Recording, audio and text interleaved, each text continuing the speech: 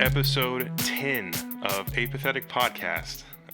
Special episode today because we're doing our first video version. Yay! I'm Christian, and that's Patrick. Hi, Patrick. Man, I waited so long to do this. What the fuck's up, YouTube? As always, this is me. It's Pat. It's at Scented Gladbag on Twitter, live and in color. And we got the green screen. I'm put some weird shit up here. Actually, right now, baloney. There's gonna be baloney right there. I'm not putting baloney on there. Put baloney on it. Okay.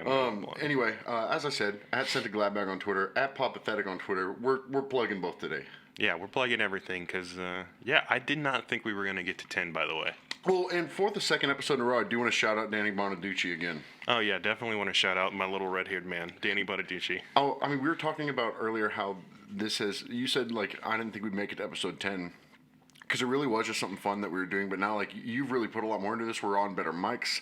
Got a mixer, got a green screen. Baloney just flashed right there. Again, thank you, Christian. I'm leaving baloney up for this whole episode. Also, left my Shure headphones at home, so I'm wearing a cheap gaming headset. So that's going to sparkle a little bit in the baloney ass well. You look like a Twitch streamer, though. Dude, let's Twitch stream. Let's Twitch stream us watching. Alright, so I'm going to start a Twitch account, and this is going to happen. And I want to have the green screen to where I'm just in the corner, but I'm just watching. And I want it to be kind of a bad JPEG of just baloney. And I'm just watching it for hours, but holding a controller and shit. Not actually playing anything, just staring really at baloney. Intense. And then after a while, it'll say game over, and I'll be like, fuck. Oh man, but yeah, I'm excited. I'm glad that we got to 10. I'm really excited that we're doing the video thing. I didn't think that we were going to get to the point where we can actually put video to it and stuff. And obviously this is all a passion project for me and everything. And I've just been so into trying to figure out how editing works because I've never done it before this, audio and video. I've never done any type of editing at all. So yeah, I'm excited. I got the green screen specifically because I love fucking with the green screen stuff and in the editing software. I mean, we're gonna have fun with that. I think the hardest part for me, and if anybody fucking watches this, you're gonna see that it is so hard for me not to look at the fucking camera like I am now. I know it's a conversation. Eyes here. But yeah, dude, also, I am a fucking horrendous looking human being, so it's so weird for me to be like, hey, I'm got an office job and gained 60 pounds. And Same. But I mean, that's our aesthetic. That's our brand right there. The scene aesthetic? Yes, it's our scene aesthetic. Oh, and now you can see the drinks that I'm gonna be slurping on and breathing hard the whole time. Yeah, so now you can see whenever we're chomping on the ice. So what the fuck's up, man? Dude, it's been an interesting week. One of the things that I really want to get into, I'll save it for later because I think that's gonna be the long discussion. Is gonna be definitely got to do some E3 reactions this week because it's pretty big this year. Oh, I'm about to go off. Yeah, it's pretty interesting. So we'll do a little bit of that. Before we roll into that though, I want to talk about how so two things. One thing is I posted on our social last week when the episode came out, and I said spend your Monday commute with the 90/90 boys. And I went back and read it, and while I was reading it, I took 90/90 boys, and I just thought, we sound like Western train robbers. Look out, y'all, it's the 90/90 boys coming to get your train. Dude, so many monocles and just we gotta have the bandana covering our face, and we're just busting in the 1800s train this is a stick up. Every woman on the train immediately has a little fan. So that's what we are. We're the 90/90 boys. But I think that the greater community is really the 90/90 gang, and not gang 90/90 gang. I'm talking about Red Dead Redemption 2, the 90/90 gang. Yeah, a lot of time people talk about their group or their followers, if we have any, are their followers being their gang. We're not. No, we're not a street gang. Yeah, this isn't street gang life. This is train robbing the 90/90 gang. We're the cowboy version of the 90/90 gang. Okay, dude, I can fuck with cowboys. And I love space aliens and laser beams and starships and all that shit. but I can't do the dragons, and I can't do the fantasy, and I can't do the swords and shit. So Cowboys and Aliens is your favorite movie of all time? Is that No, what you're dude, saying? no, That's no, what you're it saying to fucking me. is not. That's literally Starring what you're James saying to me. God damn. You know what? But I will say, if I watch it, which haven't. If I watch it, I'd probably like it 10% more than most people. I'm trying to think if I've ever seen it. I don't think I have either. Maybe that'll be one of the things that we do for the Twitch, is we're gonna watch Cowboys and Aliens. React to Cowboys and Aliens on Twitch. Still, no matter what, we have to be holding controllers. Always hold controllers. Okay, so here's the theme of our Twitch. If it's not actually playing a game, it's gonna be us all. We're gonna be holding controllers. We'll watch the whole video, and at the end we'll go fuck and have put the controller down. Dude, and we need to go get like random controllers too. Like one of us will be holding like an NES controller, like a GameCube, or like get an Atari joystick or some shit like that. That would be fun.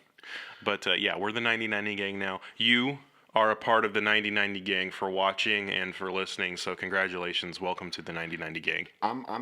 Dude, man, the camera thing is something that's going to take some getting used to, because it does feel like there's a third person just being like... Yeah. And not say... Like, dude, if there was a stranger, if a man walked into this room right now, sat right there, and just opened his eyes and didn't say a goddamn thing, that's exactly how that feels. So I'll have to get used to it. It's going to be like on the Osbournes. Yeah, like even right now, I feel my body being turned towards the camera constantly. Yeah, and I have to be like, oh, right? I fucking said something stupid, yeah. Yeah, but we're going to have to be conscious of that. I hope we'll get used to it soon. We got used to doing our voice shit, so we'll get used to the camera, I'm sure. Is this a face reveal? Is this like a 3 subscriber special face reveal? Yeah, it's a face reveal. I'm trying to be like the next Chills. We're going to have music coming up soon. Chills. Number 6. Number 6. But yeah, so that actually, speaking of chills and YouTubers, that leads to the second thing I wanted to talk about, which was I found my new favorite channel, and it's existed for so long, and I'm really upset that I never found it before. And it's really normie of me to watch it and love this channel, but it's Max Mofo's, not his comedy stuff, his Pokemon channel, where he opens up packs of Pokemon cards. Dude, okay, the thing about that is, I think I talked about this with you briefly, is that I found that channel way before I knew about Max Mofo, way before I knew about like YouTube culture, like in its prime and everything. So I remember watching that and I was like, oh cool, this guy's really into it. And then I found Max Mofo, and literally he's just a giant middle finger to the world. Yeah. So I thought that he was trolling, but I went back and watched those videos, and you can tell he's genuinely excited. Oh yeah, he loves it. It's funny too, because watching it, I'm not a card collector at all. I have Pokemon cards from whenever I was a kid. They're in a shoebox in my closet. But I've never done card collection. I've never done anything like that. But I don't know why. I just fucking love watching Max Mofo open up some Pokemon cards. I mean, dude, it's the same reason that... So there's 2 things there. And I'm about to break your shit down. Hit me. First of all, unboxing is great in any form, because you literally get the feeling of like, say I can't afford this new thing. Right. I can literally get the experience. Like I watched somebody, there's like a vintage unboxing thing where they'll go buy an unopened like PS1 and open it. Mm-hmm. And I'm like, dude, I'm like in 3rd grade again. Or like, so there's that. And then mixed with that, you, just like I said, you had all those memories of like getting a booster pack and being like, fuck, please give me something. And then seeing someone else do that, it kind of brings you right back. I don't know. It sounds cheesy, but that's kind of how I see it. I agree. Yeah, it's like it gives you like the same feeling that you get when you buy something yourself, for sure. Like like when I get something from Amazon or something, like it's that same type of like, ooh, yay, I'm opening this now. Have you seen Idub's bad unboxing? Yeah, dude, that's so fucking like some of the shit he does. I'm like, is he renting this house? Like, dude, I've gone super deep into the rabbit hole with him lately, like that whole group, because like, you know, I follow like Idubs and Max Mofo and anything for views and like all the old Filthy Frank stuff that they used to do. Dude, I've been in just this whole week I've been in just a horrible rabbit hole of watching all of that stuff. What's funny, okay, everybody knows Filthy Frank that like is on YouTube, but what's so interesting about him is, as a bit, he created an extensive lore in the multiverse and everything. And one day I was in the living room, I had my like Fire Stick plugged in or something, and I was watching that whole, like, he has the whole story, like somebody edited all the clips into one movie. Yeah. And Whitney comes in, and I didn't notice that she was watching me watch that. And after a while, she was like, "Hey, what the fuck are you watching? Like, what is?" It was just like in the weirdest weird of it. It's like just a shot of a close up of Pink Guy screaming some like horrible shit with a weird face. And him just like dressed as an anime girl, like throwing chicken hearts at a wall and shit, just screaming. I love that stuff. And then when it dude. gets into the weirder part where it higher production, where like he comes back to life and like fights Chin Chin and shit, and it just get dude, that shit is genius. But I was thinking kind of to go into where those guys have gone, because you said you've been diving in on all of them. I was thinking about Filthy Frank, dude. I remember when he started really, like 2014, 2013, started gaining some popularity back when you could say anything you wanted on YouTube or do anything you wanted. Yeah. As long as it wasn't like porn. Right. And he was just this YouTuber, gained a following. And then the other day in Times Square, there was this giant Joji banner. I saw that, the and I was Spotify like, thing. Jesus Christ, dude. It's like, think about that. Like, think about, he was like, no higher production like what we're doing there, but he was just funny and unapologetically vulgar, and that led to him being quite legitimately, especially overseas, a pop star. Like Yeah. he had a imagine if like the stupid face that I drew for this was on in Times Square and like 10, it's just, I'm not saying it would, because not that entertaining, and my sense of humor fucking sucks. No, you're funny. You're funny. Thanks, man. I needed Hey, that. I was buddy. baiting you to compliment me. Hey, buddy, you're real funny. I shit on myself on this just so Christian says nice things to me. Yeah, this is all just a big ploy for Pat to get compliments. Not just from me. Everybody out there needs to give Pat compliments. I do want to thank you though, because normally because I always have my whole life, I still kind of dress like a 2006 kid at the door Fort Worth. Like I still wear like fat as shit, but I wear skinny jeans. I still put my like the carabiner around my belt loop. Same. And I usually am wearing like a black shirt or a band shirt and a hat. So I thought I would step out. I thought I'd grow the fuck up, and I bought myself a nice bright stripy shirt. So I wore this to work last week, like Monday I think, and Thank you. and the first thing that happened is my coworker Jason, who I've talked about on here like 10 times, he sends me a picture of Dennis the Menace, and I'm like, fucking, like, do I look like Dennis the Menace right now? And then I go home, I'm like, whatever, they're just fucking with me. And then Whitney, my wife, was like, oh, you look like one of those little kids who's like got a lollipop and is like running after the ice cream truck. And I was like, God fucking damn it, dude, I step out for once to wear some bright colors. I mean, you're definitely a little rascal right now. Like, I'm not I'm not gonna lie about your little rascalness that you've got going on. Dude, this is such a fucking little rascal shirt. But you look beautiful. Don't get discouraged. There it is. You're beautiful. There it is, ladies and gentlemen. It's the compliment. I got to keep feeding him to you. The only thing keeping me from just ending it all is fishing for compliments from Christian only. My wife can tell me that I'm great all day. Doesn't matter. I need to go shit on myself around Christian so that he says something nice. It's because I don't ever say anything nice, though. Honestly. Yeah, so it means more. Yeah, it does mean more because I'm just saying mean things 24/7. Oh, transition. No more baloney. Put something else up here. Me and Hold Ed on. can post. Fuck. No, I'm picking it. I'm picking whatever it is. But But I'm not picking it right now. I'm picking it up while You can't while just. I'm editing it. But it is gonna go up right now. Yeah, it did go up. What if you just don't learn how to edit? It's just green the whole time.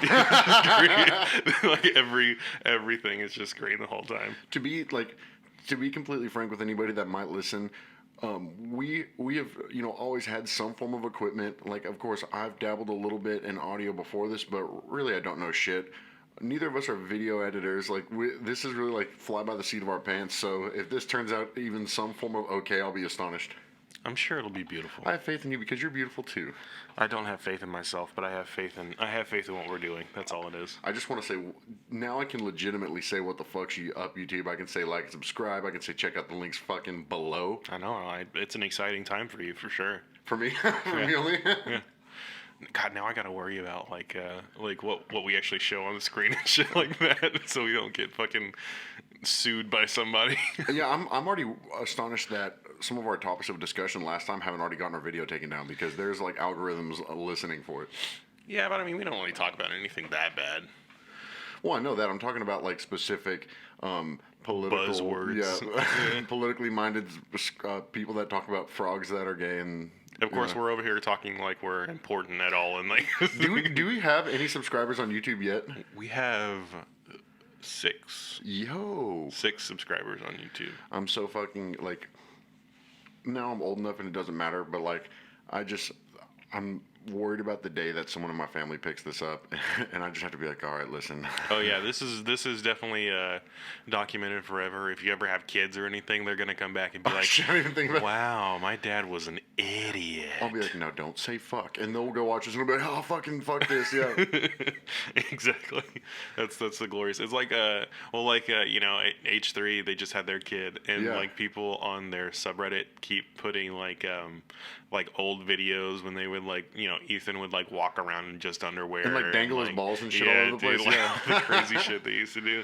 It's like your child will see this. To be fair, though, if you're someone like that, you're growing up, you're probably going to have a similar sense of humor. Like, I know that if I have kids, they're going to be probably similar to my weirdness. Yeah. Or they might despise it and be totally opposite, like scholars or something, but... Dude, yeah, I think that's one thing that I worry about with kids. Like if I ever do have kids, or if I'm sure either one of us will have the same problem, is if they're remotely like me, they're gonna be really nice till they hit about 11, and then they're gonna start listening Be to a My Chemical prick. Romance, and like hating everything. The weird thing for me is I'm having to get used to. I'm terrified of children. I really am. Like I Same. wouldn't until recently. I wouldn't hold a baby. I wouldn't. I can't. I couldn't talk to kids. But I'm learning because I have the two nieces that I've talked about on here. But the hardest thing for me is to be around them at like a holiday thing or just a family get together, and I'll be like, yeah, fuck that shit, and then I'll look over and I'll be like. There's a child next to me. I'm teaching it how to say "fuck this," and Yep. I feel it's so hard to edit myself because I guess still young enough where I've been able to speak so candidly all the time around family Right. and friends that like now there's babies coming into the mix. Like it's that next cycle. It's Yeah. fucking weird. Yeah, I mean, there's such a long list of like why I'd be so intimidated to be a dad, and it's not like a thing that would completely divert me from having a kid. Like, I'm not opposed to having a child at all. I'm just so fucking scared of being a dad. Like, Because you don't know what it's like until it fucking happens. I Yeah. know, dude, and there's just like so many things that because I'm so like I'm not anal about a whole lot of things. Like, I mean I kind of am with some things, but the main thing is like responsibility. Like I'm really anal about like if I have a responsibility, I stick to it, and like I make sure that I'm performing what I consider the responsibility. Like for my job, for example, I see it as like, I'm responsible for this item, and I have to make sure that I get it done. And like I'll be fucking like really paranoid about not getting it. Like even just like editing now, I'm gonna like take it on as a responsibility or whatever, and I'm gonna be like, I don't get like stressed out about the process. I get stressed out about not doing it. You know what I mean? Like I Yeah. get like mad at myself for not doing it, and like not doing it to the best of my ability. So like that aspect times a billion for having a kid, because you're responsible for like a whole life. It's also extremely permanent. Yeah, you're making a human happen. Yeah, exactly. Speaking of being before we get into all this other shit we want to talk about, speaking of being a dad, and speaking of You're pregnant. I'm pregnant. Everybody, you heard it here first. Pat's pregnant with my baby. Yeah, Christian and I are having a baby boy, but all the vowels are 90s. And fuck, where was it? Oh, so speaking of having kids, and speaking of spaceships and laser beams and robots and aliens, there's a movie on Netflix that I really think you should watch called I Am Mother, and I haven't finished it yet, but I'm about halfway through, and it is so like it's less on like the scary bloody side, and more on just like very like base level sci-fi movie, and I fucking love. It's basically about this girl who she's in like what she's been told. Like it's basically there's human embryos all like frozen in this giant compound, and a robot basically raises the embryo with like a machine, raises the girl to be old, and as she gets older, she finds out that the person or the robot that raised her as mother, and even has like a motherly female voice, is actually part of like an AI robot race that actually has been killing human beings outside of their compound. Nice. And she's been lied to and told that it was toxic to go outside. Just watch it because it's right up my alley on that type of thing, and I had to throw that out there. I guess on the podcast that wasn't going anywhere. Everybody, That does sound like a very you movie. I love that shit. Did you ever see one movie I thought you would always like, and I never mentioned it to you? Did you ever see that Ex Machina movie? I knew that you were going to say that. With like Oscar Isaac. I'm trying to remember if I have seen it because that movie gets mentioned to me just because of the shit I'm interested in so much that I feel like you'd be into it. Was it ever on Netflix ever? Hold on, I'm about to look up the title of this. I don't think so. because I saw it like right when it first came out, and I love Oscar Isaac and I love Donald Gleason, who plays like the main character, General Hux from Star Wars. Hit me with a rough plot of it while I'm watching it. Oh no, I have watched this. Yo, dude, that is such a good movie. I love that movie. Dude, I had I think it's because everyone had recommended it to me, but it also had like, in the similar way, it had like this trapped robot like type of thing where and because I'm a crazy person, I freak out about AI a lot, and I thought it was really interesting because literally at some point they could be like, it is not efficient to keep the humans around, like, and they could just vaporize this. And I watched this video. So you know Boston Dynamics, right? Yeah. So they've always had like these robots that they've tested and pushed over and taught them how to run, and like they get better and better every time. They posted one today. It was two guys like fighting one, and they push it over. They like break a bottle over I thought its that was head. fake. Oh, maybe it was. I was watching it on like lowscreentwitter.com. Yeah, I so. I think that was fake. Okay, good. Because Yeah. I was like, I literally watched that and I said, "That's it, we're dead." I'm like 90% sure that was fake. One thing that speaking of it, dude, I'm all over the place today. But You're all over the place every day. I really am. Sorry, guys. I'm the most ADD person in the world. But did you see that thing where they? I think it was Microsoft created a AI, like an AI personality that only communicated through Twitter, and of course, giving that to the internet, where basically just the general public can program it. At first, it was like, "Hi, I'm whatever her name was. Nice to meet you. Please talk to me so I can learn." And by the end of that, like an hour later, it was like a racist Nazi like sex deviant. Yeah, It's just I remember that.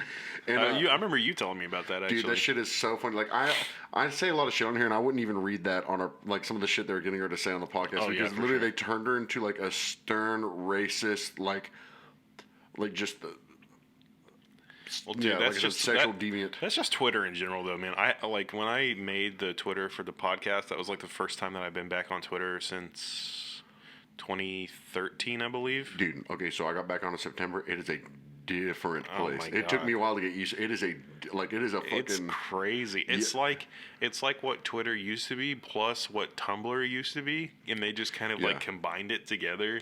So it's just like chaos now. It's intense when I get on there sometimes. I'm just like, "Ooh, I don't know Yeah. if I want that to see that. It's weird because like obviously there's this weird thing where it's like it's one click away, but there's people that like on Facebook, they'll be like, "Oh, I'm a shining example, and I would let's read the Bible." Right. And then on Twitter, they'll be like, "Here's me naked." Yeah. And it's funny because like really there's such a thin line between the two, but it is funny. But what I like about it though is that what originally addicted me to social media in the first place is that it gives you another window into like, because Facebook is usually something that's thought out. It's usually something that was many times like, "Oh, I'm going to plan and take this photo for Facebook." Right. Or like Twitter, a family picture. Yeah, so Twitter is way more impulsive, so you get more of a real picture, and I appreciate that more. Even if it does, like I remember when I came back and I signed up and I just basically followed everyone I knew to get back. Yeah. And I was just like, Jesus Christ, like what the fuck is going on here? But you know, I've grown to really enjoy it. I have a lot of fun on Twitter, and I post just on @SentaGladBag, by the way. @Senta And Gladbag, yes. I just pour out a bunch of random shit. Yeah, I mean, like I said last time, I'm fucking terrible about posting anything, and I'll be that lurker that just goes and like just skims Twitter. The for guy a in the corner while. was like, "Yeah, it's good." Yeah, and I feel so weird sometimes when I'm on there. I feel so weird. It almost feels too like the problem with, or the weird, like, I guess there's almost a fourth wall to social media to where like you hear and see. You probably did you hear that? My Yeah, was that like, other my throat was girl. like, but you get to see so much of someone's life. Like there might be someone that I knew from like the music scene back in the day, but I still see what their last Thanksgiving looked like at grandma's house, and it's so weird because then you see so much about this person, and then you might meet them in person. Sometimes it's not, but most times it's awkward because you both are like, we know each other. Like our good friend Elias, he and we knew each other at a distance, not over social media, but we're always in the same place all the time. I ran into him at like shows. I ran into him in groups of friends. I ran into him at the store randomly.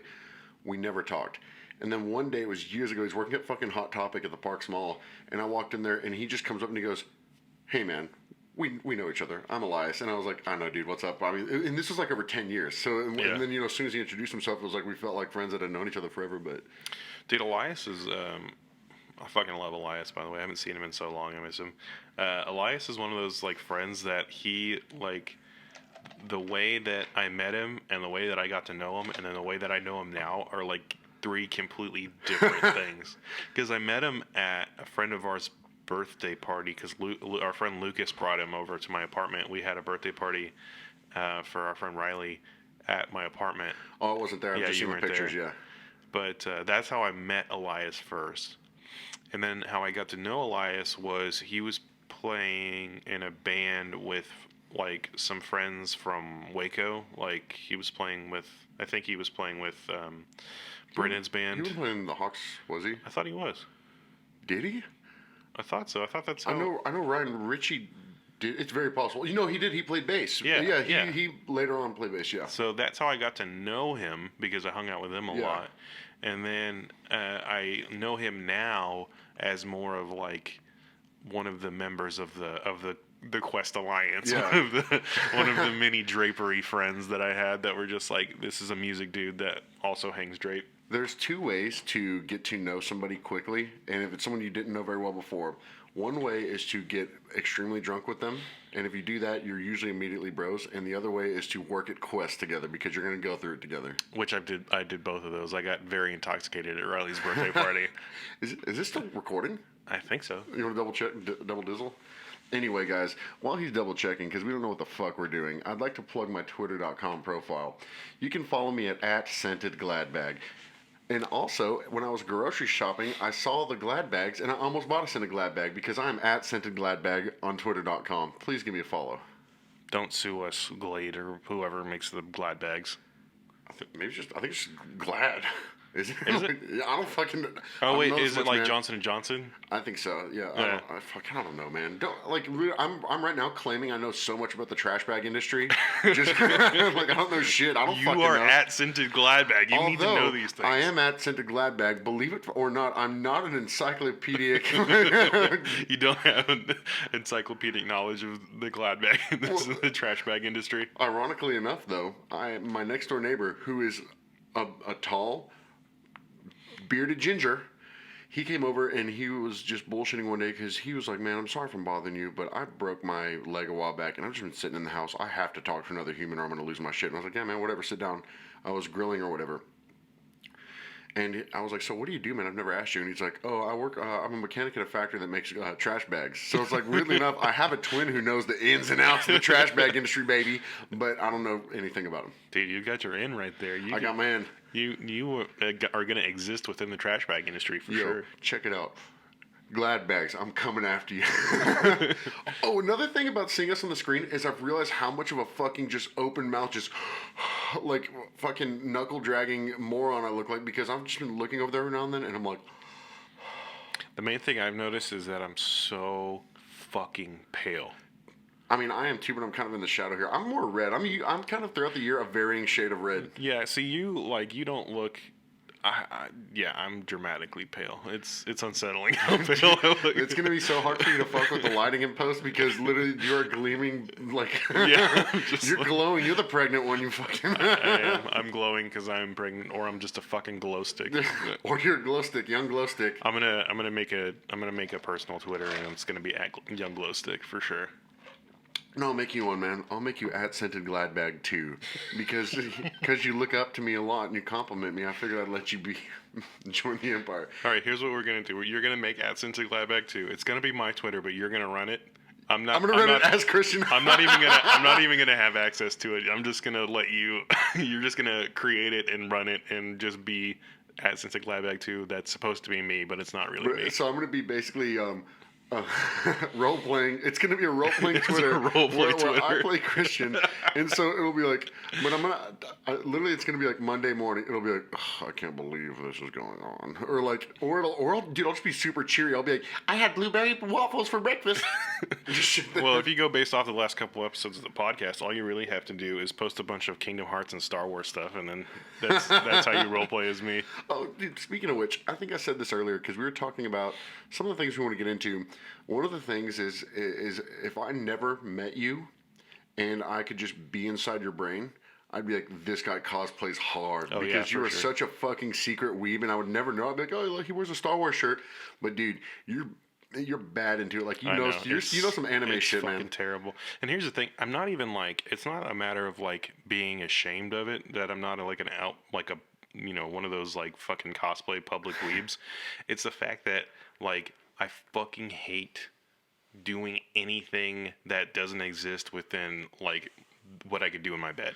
No, I get it, and it's also not necessarily, the whole like not a personality trait meme. Yeah. You know what I mean? It's the things that you are into aren't necessarily a personality trait. Right.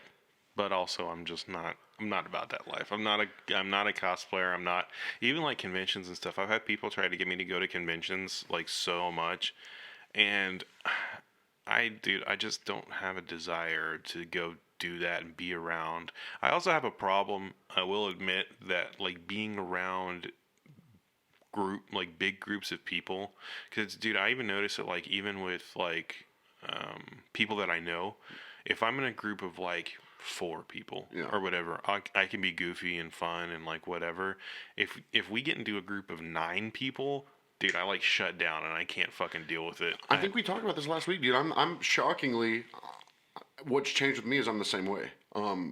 Like you said, group of 4 people, whatever. Especially even if there's like one person I don't know, it'll be okay. Yeah. But like, dude, even like this makes me sound like such a fucking like weakling. But going to the grocery store is a fucking extremely anxious experience for Dude. like fucking oh my god, Same. just because people are there. I have a hard time going to stores. I have a hard time going to restaurants. I went to dinner last night for my brother-in-law's birthday. Happy birthday, Nathan. I love you.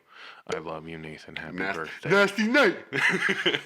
But yeah, we went out to dinner for his birthday at Lupe's in Arlington. Dude, I fucking love Lupe's. I literally wanted to leave as soon as we got there. Yeah. Like as soon as we walked in to where all the other people were, I wanted to leave immediately. I was so uncomfortable the whole time. I think part of mine comes from the same places as yours does, but a big part of it too is because I'm such a large person. I feel like for some reason people are just staring at me. So it's like I had to pick up like Whitney and I got different dinners last night. I picked hers up, horrifying experience. Everybody was nice. Picked mine up, horrifying experience because you're in a crowded place. It's so loud you can't even think straight. And on top of that, I feel like everyone's like, "Well, look at this big fuck over here." Like Yeah. nobody cares. Everyone's like, "Oh, I'm eating my fucking chicken." But Dude, I can't even narrow down what it is that makes me so uncomfortable. I just get uncomfortable. I can't even like. It's like I can't talk. It's like it's like when I get in a public place, I feel like I just can't speak, and I don't know what it is. do you think it's sensory overload?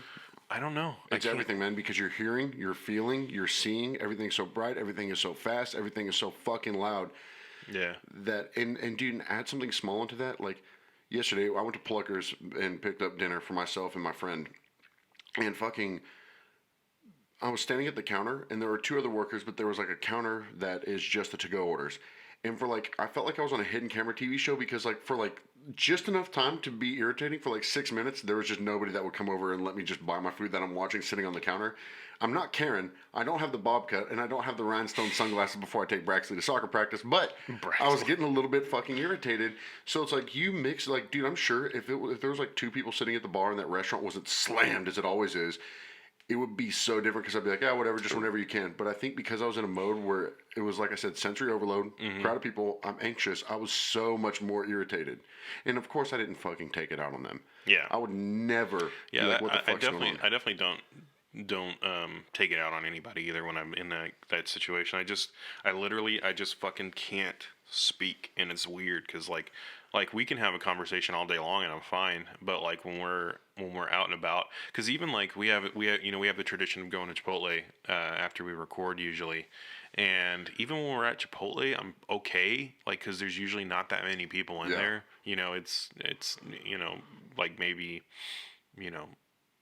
2 other tables of people in there. Max, yeah, that one's usually really quiet. So I'm usually okay when we do stuff like that, but dude, get me in a fucking like like I went to Best Buy not too long ago, and I was like the whole time. That's crazy because I can't imagine people still going to Best Buy. Like I know you got some stuff there, but I cannot. I literally wouldn't. Your boy got a Best Buy credit card though. Oh, I mean, it's fucking. Dude, There was a tweet that was like, damn, when I was a little kid, like I took everything for granted. Like I thought my parents had so much money until I got older and realized how much like washing machines cost and like how Dude, much like it's fucking. insane.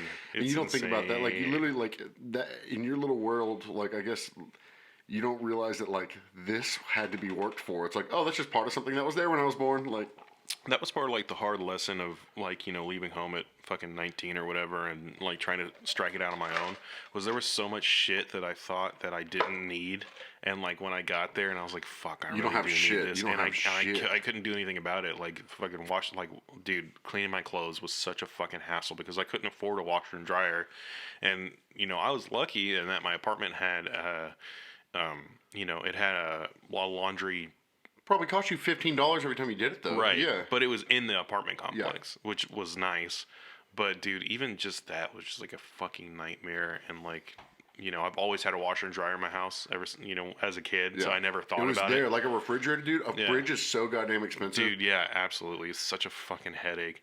You and I, when you first were living on your own, you had this like it was a big screen TV, and it was like probably like a 720p. Oh like, my god, dude! But the thing, it was like the last of the big fucking like glass front mega TVs. Dude, that thing weighed like fucking 300 Dude, that was pounds. the heaviest TV And ever. you and I, we kind of traded that TV back and forth for a few years until we got like a real job and could get rid of it. But like, dude, fuck that TV. I remember one time when he was like, put that in your room.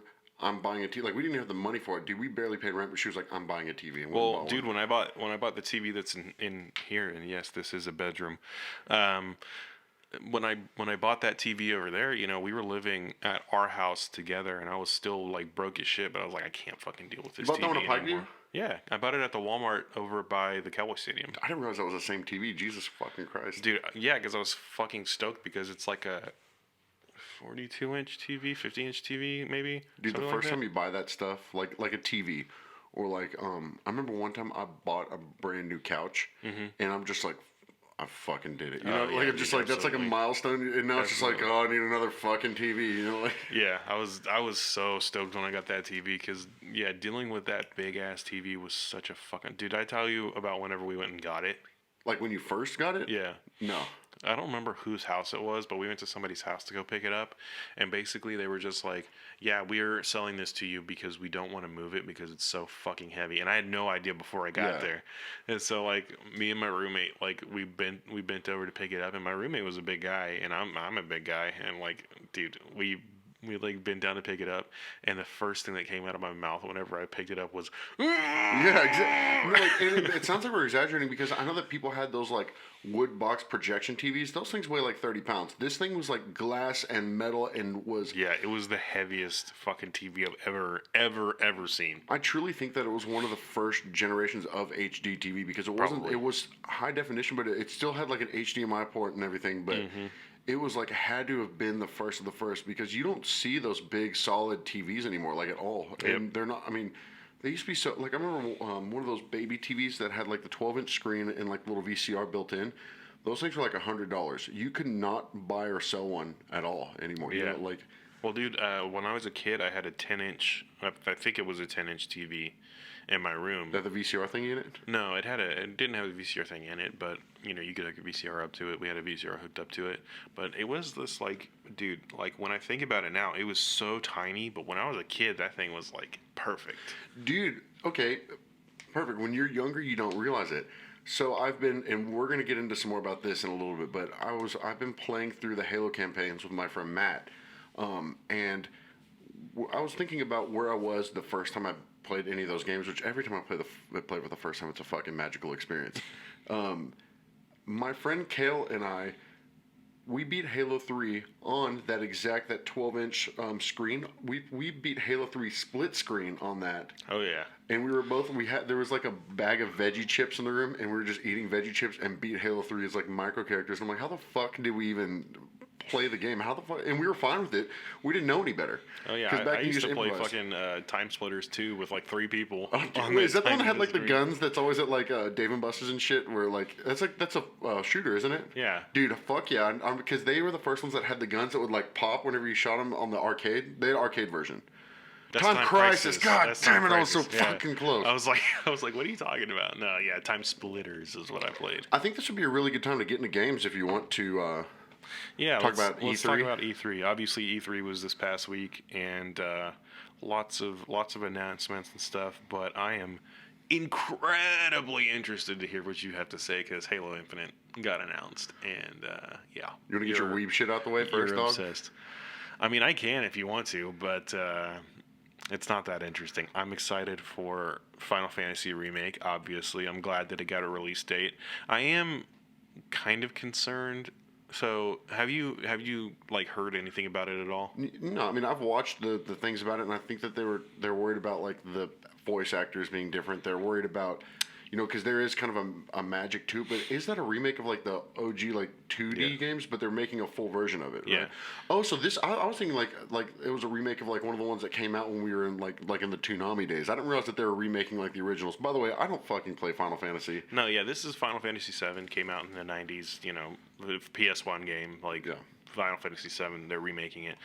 But yeah, so the voice actor thing, I'm not too concerned about it because voice acting is voice acting. I can like immerse myself. Well, I guess there was no voice acting in the original one. Right, but they've Yeah. had voice actors Oh, okay. for other stuff like Advent Children Yeah. and like the Kingdom Hearts games were all the same. I voice forget that actors. that's even Final Fantasy at all. Yeah, but no, like the thing that I'm concerned about is they're splitting it up. They're splitting up the original game into multiple parts. So the first game that's coming out is just what the Midgar section, which I know you've never played it, so you have no idea what I'm talking about. I mean, you can talk about it though. I'm just kidding.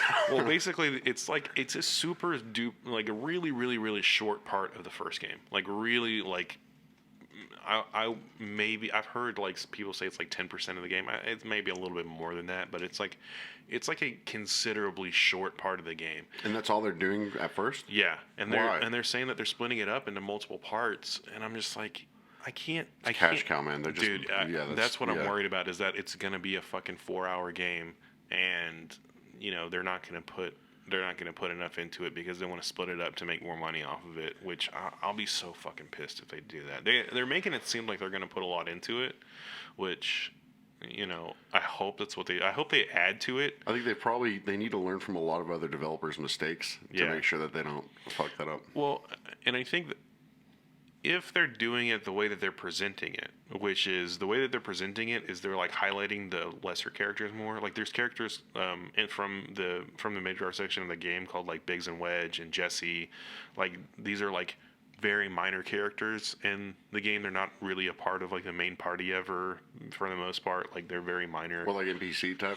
No, they're not really NPCs, but they're like they don't carry through the rest of the game, and they're just kind of like in the one Minor role. section. Yeah, they're minor role characters. So I'll be interested to see what they do with that. I'm hoping because what it seems like they're doing is that they're taking that part but like really expanding it, and I hope that they like add a whole lot more to it, and it's not just literally Filler? the Midgar section of the first game. God, I'd be so mad, dude. I would be so mad if I was like, if they remade Halo 3 and did that, I would be just fucking furious. Well, Yeah. and then and also there's no telling when those other parts are going to come out, because if it's like 3 parts, we could be playing the first part in 2020 and we could be playing the third part in 2025, 2026. And today too, a lot with these bigger games, there is sometimes 5 years between releases. Yeah. So you might be like an old ass man by the time it's over with. Right, and I will say that I have heard that they were working on parts 1 and 2 simultaneously, so hopefully that means only a year gap on those releases. So hopefully part 1 comes out March 2020, part 2 comes out maybe 2021 or Christmas season maybe even in 2020 if they're working on it congruently. I'm sure they're just going to be grinding at it. But dude, I just don't. The thing about, and this is really the thing with Square Enix, is they have so much shit that I know that they have to work on constantly. Because like What else do they do besides Final Fantasy? Kingdom Hearts. Well, yeah, but I mean, like outside of the Final Fantasy universe, what else, like have they? They didn't do dot hack games, did they? No, the big ones that they work on are but you have to keep in mind too, when I say Final Fantasy, they literally just released the last part of Final Fantasy 15 like this past year. If Final Fantasy 15 came out in 2000, I thought we were at our last job when that came out because I remember remember Kim nerding out about it. I mean, I have the day one edition over there. I don't remember when it came out. It's been a few years though, and they just released the last part of it. And I think they're doing something similar for Kingdom Hearts 3 because the the DLC. Yeah, the best part about Final Fantasy is them DSLs, baby. No, the DLC for Kingdom Hearts. They're releasing the DLC for Kingdom Hearts 3. This Christmas or whatever. And Nomura, who's the guy who is like the head of Kingdom Hearts, and he's like the kind of the head of Final Fantasy 7 as well. He said that they're not gonna it's not gonna be a game that's like constant DLC, and that it's just gonna be like separate releases instead, or do you think they're gonna be expansions or separate releases? Well, so it's hard to explain to somebody who hasn't played Kingdom Hearts. But Kingdom Hearts, whenever the games come out, they release another version usually. Like when Kingdom Hearts 2 came out, the base game was Kingdom Hearts 2, and then they released Kingdom Hearts 2 Final Mix, which had more stuff in it. It was the same exact game, it just had more stuff in it. Yeah. And so basically, from the stuff that I've seen and read, what Nomura said is that they're going to do something similar with the DLC, where it's like they're going to do a basically Final Mix version of, and they already kind of did it because obviously you have no idea what the fuck I'm talking about. But in Kingdom Hearts 2, they had the difficulties are beginner, normal, hard, and then like they have critical mode, which is like the super hard like version. the ass blaster. Yeah, and so the first like patch DLC thing that they released for Kingdom Hearts 3 was a critical mode for Kingdom Hearts 3. So, but this is a DLC that actually is going to have more story to it because they did like a cutscene like clip during E3 of the new stuff that's going to be in the DLC. So we'll see.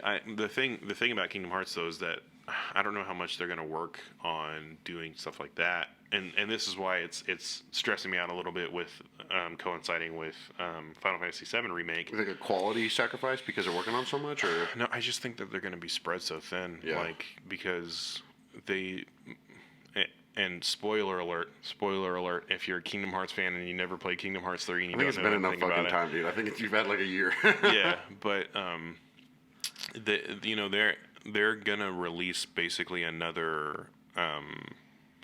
How like they have the Skywalker saga in Star Wars, and then they're stopping the Skywalker saga. You think they're really ending the Skywalker saga legitimately? Yeah, because they can keep releasing. Okay, whatever. sorry. Anyway, But they're basically doing that with Kingdom Hearts. The Seeker of Darkness saga, or whatever you want to call it, the Xehanort saga, has just ended with Kingdom Hearts 3, and the secret scene at the end of the game, if you beat it, with a certain amount of stuff that they released, it's supposed to like set up the next sequence of games or whatever. So in theory, Kingdom Hearts is going to have probably another complete series come out soon. Are you worried though that I know that say the Skywalker, like just an example, I'm not going to go into all that, but just an example, like if the Skywalker saga ends, they're still going to be making different stories, I assume. But aren't those always going to kind of feel like side movies? They're always going to feel kind of like how Rogue One or Solo felt, to where. Well, I think that's going to be kind of the experiment. So yeah, I guess because it's going to be really hard for somebody, especially in Final Fantasy, something that's been around so long, much like Star Wars. You've known this one thing for so long, and then it's like, it's the same thing, but it's just a different story. It's still main storyline, but it just doesn't. Yeah, I feel like it's not going to resonate the same way because it's so nostalgia based, and it's such a continuing story. It's going to be really hard to try to keep doing that. Well, and keep in mind with Final Fantasy has a really good setup, and they have a really good way that they do the story, because basically every Final Fantasy numbered game pretty much that comes out is a different story. So, like, 7 is not the same as 8. It's not the same characters and shit? Dude, I always just thought they got different different Japanese haircuts every game. No, it's different stories. Like, I mean, I'm sure you've seen 10. Like, well, yeah, I mean, I've seen the marketing, but have not played it. 1,000% completely different story, completely different characters than Final Fantasy 7. I literally just assumed it was a continuing story. So then, what's the allure if you're not getting to see a continuing story, and you don't have an antagonist or a protagonist, and because each it's hard to explain. I like the reason that I like Final Fantasy as a whole is because it's like it keeps the same tropes, I guess. Like you have the same like features that continue on in each game. So like like class systems back in the day, they don't really do the same type of class systems, but like how you set up your weapons and the fighting stuff is pretty much the same. But but if you invest so much time in a character and then it's just not that character next time. well, and sometimes they do make other, like technically Final Fantasy X also has Final Fantasy X-2. Final Fantasy 13 has 13-2 and Lightning Returns. They have three So games. it's like sagas then, I guess. Yeah, sort of. But like even with 15, they basically just did the extending of the story in DLC format. Okay.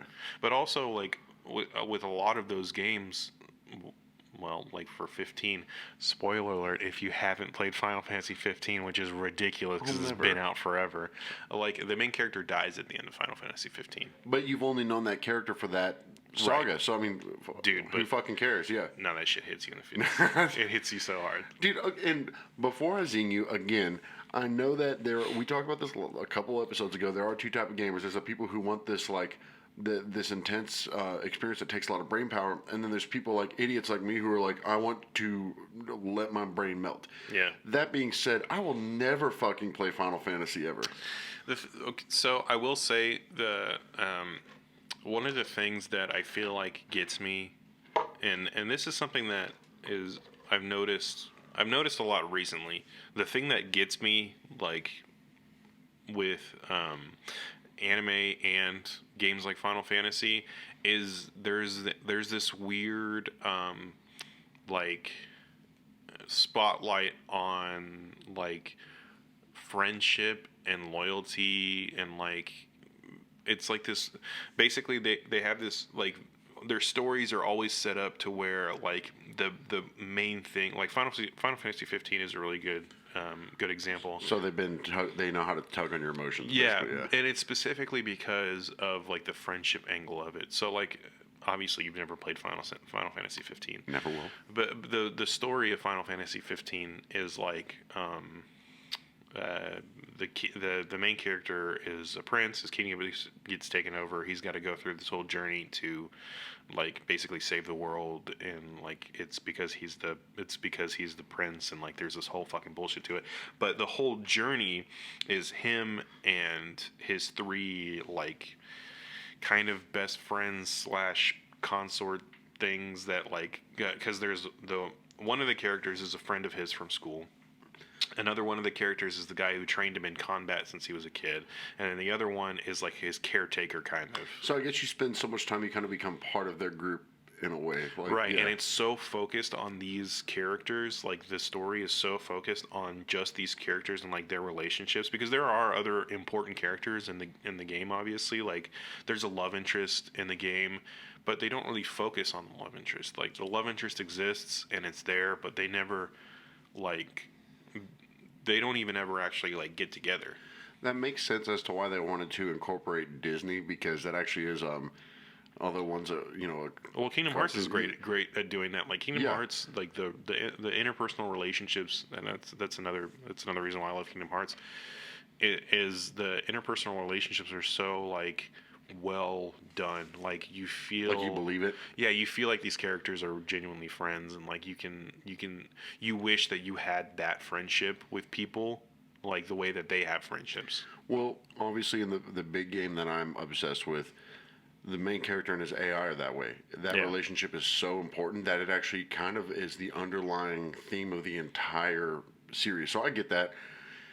It's just different because I'm like, I think games like Final Fantasy, for me, it's something like it's weebish to me in the sense of like big giant swords and shit and crazy. But like I'm really, again, just different interests. I get why you like that shit. Yeah, it makes a lot of sense. But it's funny because there are a lot of the things that draw us to those games are actually really similar on different sides, but we just play differently, and you like the weird shit. Because I see like the big swords and like the shit that people find nerdy. Yeah. I always see that as like a secondary item to the things that I pick out, which is like the narrative and the character building and stuff like that. Dude, don't lie to me. You were at like that store at the Parks Mall that sells knives, and you're looking at like the size, and you're like, damn, I want some of those, and I want some of these ninja stars and shit. That fucking reminds me. I don't remember where I put it.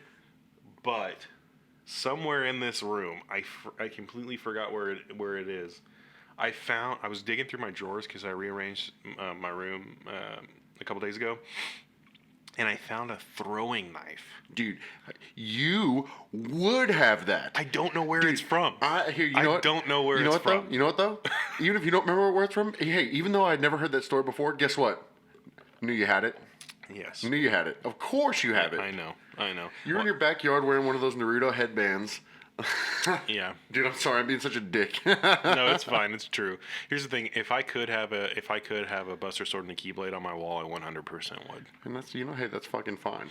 Yeah, I know. I'm sorry for my weebness. Nah, dude. But we completely got off track. The whole point of why I went into all of that was that I was worried that because they're spread so thin on trying to do the new Kingdom Hearts series and having Final Fantasy VII be split up into multiple parts, that these releases are just going to be, dude, I'm going to be waiting for the next Kingdom Hearts game, for example, till 10 years from now. Dude, yeah, we'll literally be like, it's going to fucking upset me. I know. Yeah. You know what, man? There's one fix. If any game goes wrong, just do what every developer does. It's a big Band-Aid called Battle Royale, and you just slap that shit on there. Dude, it's only a matter of time before there's like all this weeb shit turns into Battle Royale. There's gonna be a Battle Royale Final Fantasy. Straight up. You know, there's a Final Fantasy fighting game called Dissidia. Hold on, wait. Outside of this, I want to say this before I forget it. Do you remember that CGI Final Fantasy movie that came out when we were small children? Spirits Within? Yeah, did it have anything to do with Final Fantasy at all? Because that movie just felt like a CGI action movie. I think it was its own story. I can't remember off the top of my head. But it was like Americans and living in like a city. Like it wasn't anything. Right. No, I mean, so the movies that they released, there's Spirits Within, which I don't remember anything about Spirits. It was weird. It was CGI white people living in like a futuristic. Like it didn't feel Final Fantasy at all. That might have been Advent Children. Dude, I don't. Which is Advent Children is a continuation of Final Fantasy VII. Big ass, like spiky haired blonde kid with a big ass sword. No, I know that character, but this literally was like, it felt very much like a future military movie, like something I would be into, but it was just called Final Fantasy, and I remember. A lot of people liked it, but some people were like, what the fuck? Here, let me try to look it up. Hold up. Because the Final Fantasy movies are Spirits Within, Advent Children, and Kingsglaive. Kingsglaive came out recently. That sounds like Kingsglaive, but I don't know. Movie. Because this one was like in theaters and shit. Like this one was like a mainstream fucking. Spirits Within was, I think, and I felt like Spirits Within was it was for sure Spirits Within, for fucking 100% certain. Yeah, that's the one that I don't remember much about. I haven't seen Spirits Within since I was funny like a very small child. The CGI on that when it came out was so ahead of its time, and I thought it, like for the longest time when I was a stupid child, I thought it was real actors, and then you get older and you look back and you're like, dude, why like. That was ahead of its time, but why didn't they just use people instead of animate the whole thing? Well, it's like that way with when Advent Children came out. I was like, dude, this CGI is amazing, and then it's like, well, you could have just used. But I think the kind of part of the allure of some of that, like with animating the characters, is it's easier to disassociate yourself from it. Like Like it's easier to like get deeper into the fantasy with animated characters, in my opinion. Well, if I'm watching it, it's one big giant. I'm sure if the whole thing was just one big cutscene, I would love it. Mm-hmm. Playing it is different. Like, dude, I will never play a strategy game. I get really impatient. Strategy games are hard to get through sometimes. Yeah, and or even RPGs. And the thing is, though, or even open world games. But the thing is, like, games used to be built for people that were patient and had to grind through levels, but now, of course, everything these days, you know, like fucking kids is instant gratification. So it's like Yeah. when we were playing, my friend Matt and I were playing that campaign. We were going through a level, and this is like a 2001 game, and we were like, "Fuck, this is taking so long." And it's just like back in the day, it was just like we gotta grind through it. I think that's one of the reasons that I do appreciate too some of the like Final Fantasy stuff that comes out is you can still make the games that difficult. Well, that's why critical mode in Kingdom Hearts is such a big deal because Kingdom Hearts 3 was fucking easy when it came out. I It remember was got bitched about a lot. so easy and like Final Fantasy Kingdom Hearts 2, like critical mode on Kingdom Hearts 2 is hard as shit. It's so difficult. Like Dark Souls. Yeah, it's like it's very, especially for dude, that game came out in 2005. I was a fucking child when that game came Yeah. out, and like yeah, it's difficult. But yeah, I like that you can pick your difficulty, and like if you just want to play through the story and get through it, you can play through beginner and just like cheese your way through it. Yeah. Or if you want to actually have a good time, you can play in hard mode or critical mode or whatever. Unless the story changes, I literally like in this. I don't try to get good at playing these games. Like I don't try to challenge myself on the campaigns. As long as the story's the same. If there's a special cutscene, I'll play through it. But I'll play through a harder difficulty. But for the most part, I just want to play the game and just do that for a while, which is why I like what I like. Yeah. We went down the Wii rabbit hole pretty big. The And we weeb were hole? just talking about Final Fantasy. I mean, I didn't even, dude, because I'm a Pokemon boy. Pokemon Sword and Shield's coming out in November. I'm definitely going to get one of them. I mean, yeah, it's gonna be great. Which, have you played any of the like more recent Pokemon games? I never. I had a DS like in literally in 2004 when they came out, but I never had a. I never played any of like the DS Pokemon games. I think the last Pokemon game I played was on like Game Boy Advance. So I think I played like Ruby, which was a fucking. It was a great fucking game, but Yeah, so they keep trying to like they specifically for Sword and Shield that's coming out. They're like adding this like thing because like they've had a couple of things. They've had like Mega Evolution. I think that was like Black and White. where do you like Or skip a step or something? No, it's like this weird thing where in the battle you can evolve a Pokemon beyond its final evolution, and like it's only during the battle. It's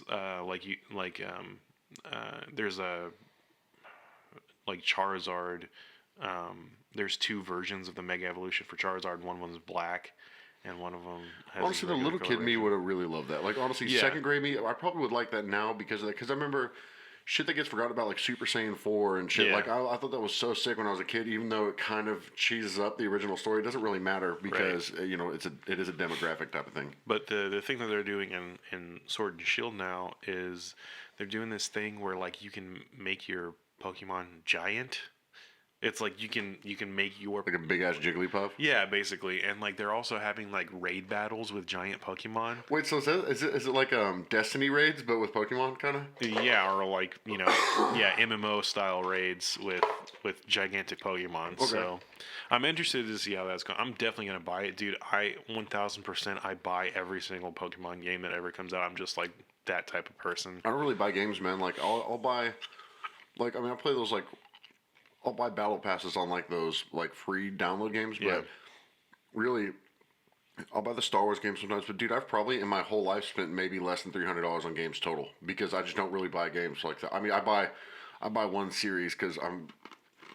We'll talk about that, but Yeah, I buy games, but I am selective on what I buy. Like because when I go through the process of buying a game, I like the whole time in my mind I'm like, don't buy it, don't buy it, don't buy it, don't buy it, and then finally I'll break and buy it. yeah, So like when I dude when I bought Spider-Man, I bought the PS4 Spider-Man, which is awesome. You should play it, by the way.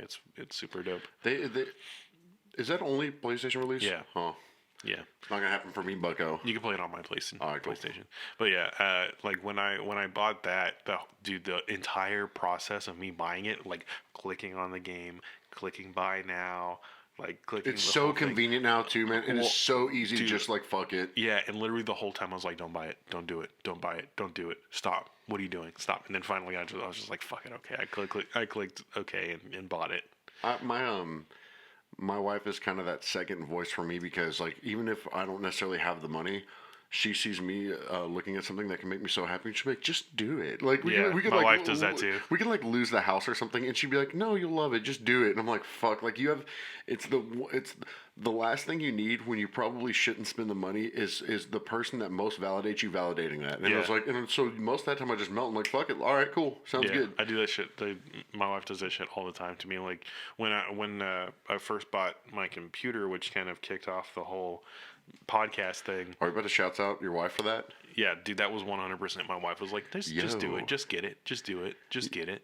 Hey, you know what? She just wanted to make us happy because I cleaned up a bathroom mess for her once when we all lived together, and so Yeah, you did. She owed that to. Sorry, Anna. Yeah, that's her paying it forward, coming back around to you. This would be impossible if it weren't for Christian's wife. That is true. Thank you, Hannah. I love you. But yeah, so E3. Oh, so okay. Can we finally talk about Xbox? I mean, Or do you wait? Do you have something to get out of the way first? Because I want to hear everything. Because I want to get into Xbox for a minute. No, those are the only items. Like Final Fantasy VII, other than what we'll mutually talk about. Yeah. Final Fantasy VII, the Kingdom Hearts DLC, and then Pokemon. And then now we can go into, well, before we get into Halo though, because I know you're gonna want to. Oh, that's gonna be the tail end of that. Yeah, dude, I did not really, I didn't not care about Cyberpunk, but I wasn't like invested in it remotely. That game is gonna be so fucking tight, dude.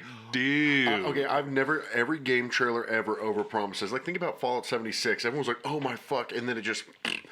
I was watching that and I was like, I've never been so impressed for a game trailer, and I've never been so impressed for a game that I just didn't really know anything about. Right. That looks. I'm gonna buy the fuck out of that game. Yeah, I'm gonna buy it twice. I'm stoked on it. And what's funny too is like, dude, it's not even really like the Keanu thing is what got me interested into it, because like I didn't really know much about it before the whole Keanu reveal and everything.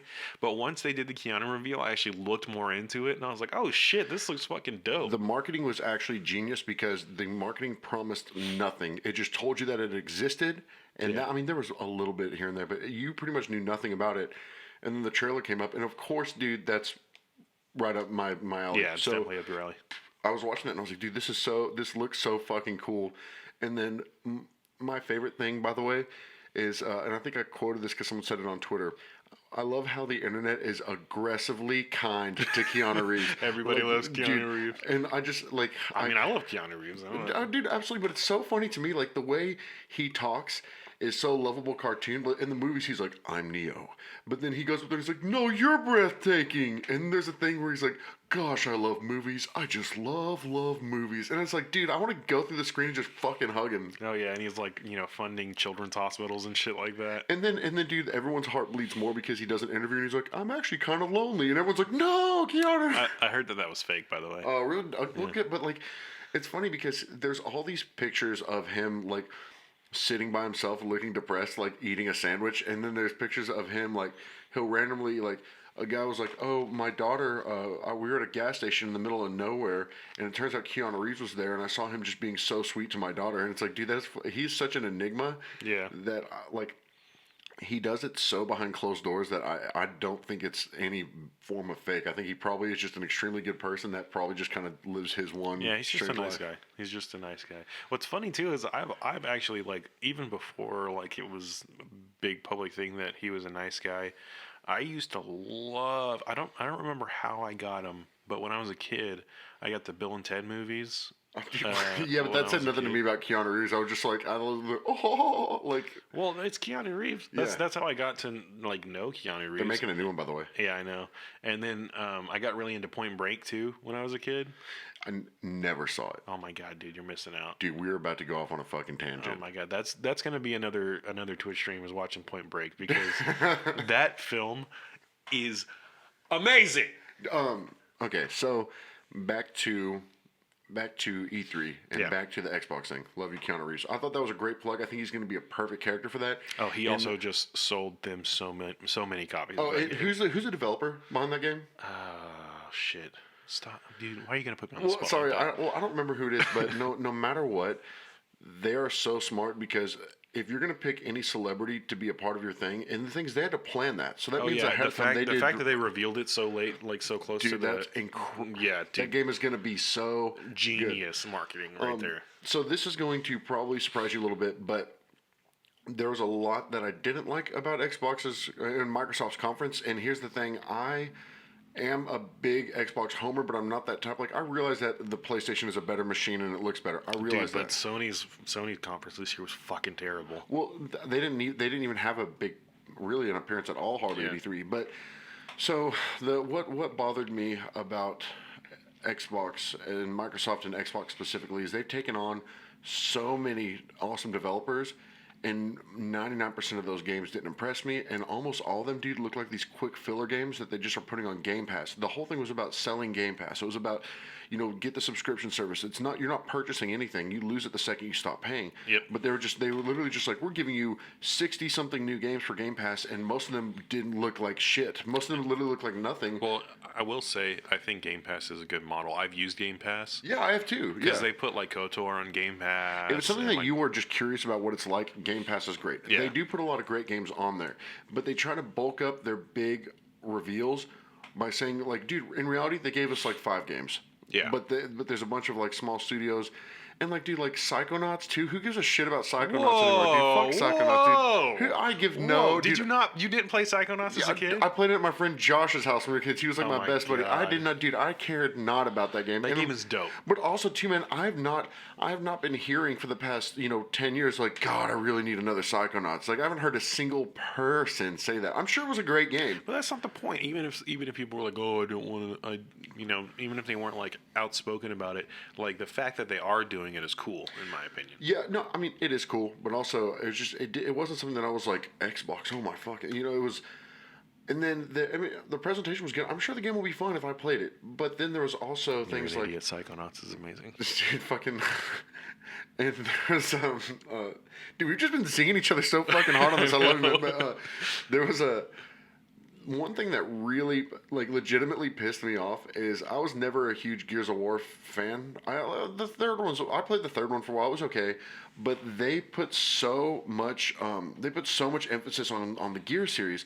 And dude, the fact that they took up like 2 minutes of my time for a Funko Pop mobile game and I was just like, ugh, and I was waiting. It's like fucking Bethesda's conference when like their whole thing was like, oh, Dude, I'm so sorry. we're fixing Fallout, loud. and also here's a mobile game. Have you played the mobile game, the Elder Scrolls mobile game? No, yet? dude. I'm also again, I'm not big Carriages and Dragons guy, so I tried to play Skyrim, and I was in the first mission. I was like, this is just not for me. And that's an amazing game, and everything is interactive, but Yeah. I would never super got into it. Anyway, so what you're asking, I have not played the mobile game. No, yeah, and I think that the focus on mobile, they need to fucking stop doing that. I think that we're not ready for it. I think that should come secondary. If your main release game has a mobile version like Fortnite or whatever, No, then it's I fine. will say that there is an audience for mobile. It's just to announce the mobile stuff at big conferences like that is a fucking mistake. And it's not like it was some big game in the series. They literally took like 3 or 4 minutes to do such a. It's like an arcade game too. It's not necessarily a like real game. It's an arcade game, and I was just like, man, this is so stupid. And one thing though that I really really did like is they had, I guess, the I forget what her name is, but I think she's part of like the relationship with these other companies lady and she brought it up. They're gonna have a thing that's Game Pass and Xbox Live Gold for like $15, and I was like, yeah, absolutely, that's worth every penny. Yeah. Because things are changing and we're old heads and we want all of our tangible shit. But I did see, speaking of Bethesda Fallout, right? Yeah. Speaking of that, I went to Walmart the other day, and the clearance section was literally like 200 copies of 76, and I was like, fuck. And well, dude, they were selling it for like $20, like right when it first came out, basically. Yeah, and then their conference, the whole thing was like, yeah, the big joke they're in on is, yeah, fuck us, we fucked your game up, ha ha ha, we're so stupid, and it's like, dude, like, that should have never happened. By the way, I'm so fucking glad I waited.